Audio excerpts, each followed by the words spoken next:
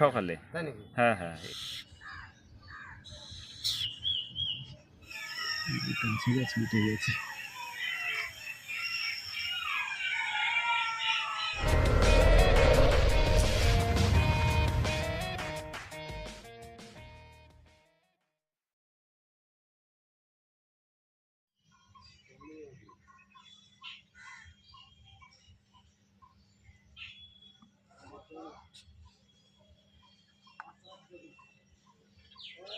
আপনারা দেখতে পাচ্ছেন চন্দ্রবোড়া বা উলুবোড়া, যেটা রাসেলস ভাইপার নামে পরিচিত।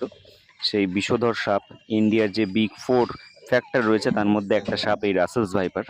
তো সেই একটা সাপ কিন্তু রেস্কিউ করা হয়েছিল, যেটার বাচ্চা আপনারা এখন দেখতে পাচ্ছেন।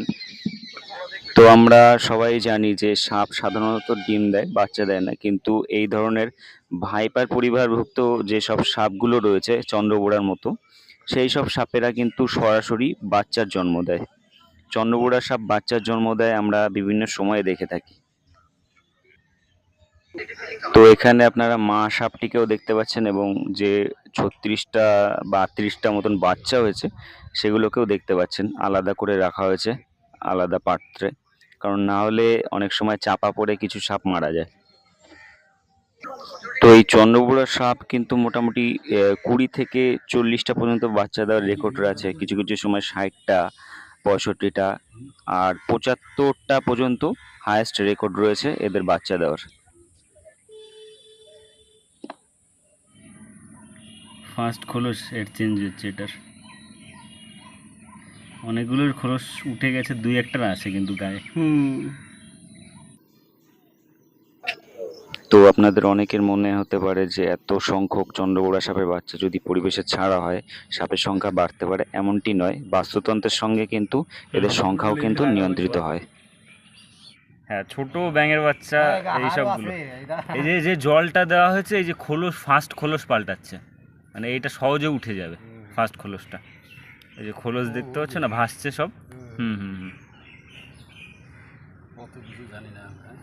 এইগুলো এটা 24 ঘন্টার মধ্যেই ফার্স্ট খোলসটা পাল্টায় সাপের বাচ্চা, যে কোনো সাপের বাচ্চা ম্যাক্সিমাম। আজকে সকালে। হ্যাঁ হ্যাঁ, এই তো সকালে আসলে না তখন। ডিম ছিল, এগুলো বাচ্চা পারে ডিরেক্ট। বাচ্চা পারে। হ্যাঁ হ্যাঁ, এগুলো বাচ্চা। তো চন্দ্রবোড়া সাপ যখন রেগে যায় বা ভয় পায় তখন কিন্তু সামনে শত্রুকে এভাবেই কিন্তু হিস হিস শব্দ করে বা সিটি দিয়ে কিন্তু অ্যালার্ট করে বা ভয় দেখায়, যাতে তারা বিপদমুক্ত হয়ে যায়, সামনে যে শত্রুপক্ষ রয়েছে সে যাতে দূরে সরে যায়। এইভাবেই কিন্তু অ্যাটাক করে বা ভয় দেখিয়ে থাকে। চন্দ্রবোড়া সাপ সাধারণত নিচু ঘাস জমিতে ক্যামোফ্লাজ করে থাকে। ক্যামোফ্লাজ কথার অর্থ আশেপাশের যে রং থাকে তার সঙ্গে কিন্তু মানিয়ে নেওয়া। তো এর আস্তে আস্তে এখান থেকে দেখবেন বেরিয়ে যাবে।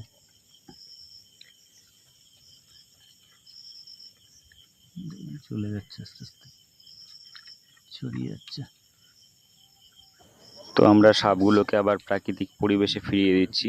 তো পরবর্তীতে আবার দেখতে পাবেন অন্য একটি ভিডিওতে সরাসরি কিভাবে চন্দ্রবোড়া সাপ বাচ্চা দেয়, আরও অ্যামেজিং একটা ভিডিও আপনারা দেখতে পাবেন। আর আমাদের ভিডিও ভালো লাগলে লাইক, শেয়ার, কমেন্ট করে সাপোর্ট করবেন। চ্যানেল সাবস্ক্রাইব করে রাখবেন এরকম ভিডিও, আরও অ্যামেজিং ভিডিও দেখার জন্য। দেখা হচ্ছে অন্য কোনো ভিডিও নিয়ে, ততক্ষণের জন্য বিদায় নিচ্ছি। সবাই আপনারা অনেক অনেক ভালো থাকবেন এবং সুস্থ থাকবেন।